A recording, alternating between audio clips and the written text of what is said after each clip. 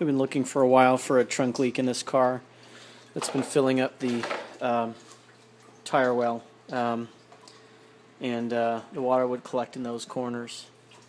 And we took out all the trunk linings and found traces in the dust that showed kind of where the water had been coming from. If you look at that cutout in that particular panel, it corresponds to this trunk hinge there.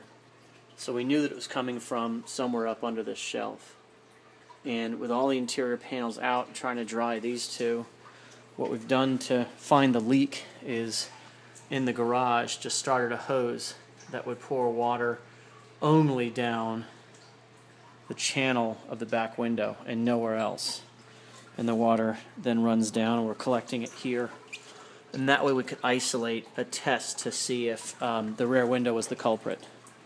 And what we can see doing this test is the gasket, the trunk gasket's fine.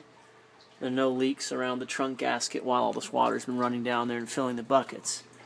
But I did notice when I took out some interior panels that there were traces in the dust here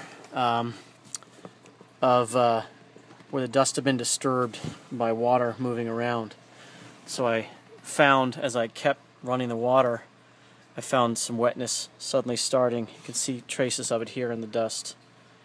And so I removed this panel on the C-pillar here, and what I found was there was wetness here, and there you can see it dripping down.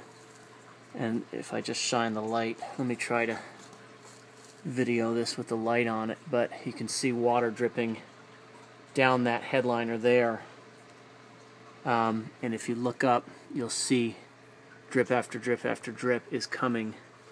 There's the wetness on the top of the headliner, and if we sit long enough you'll actually see it.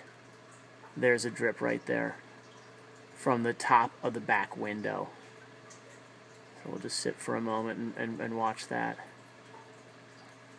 And there's another drip, and there it is. There's another drip, another drip, another drip. So that's definitely where the leak is, and you can see in this test. The car's been in the garage for a few hours, and there's water going nowhere else. It's only going around the back window. So that really has to be where the leak is from.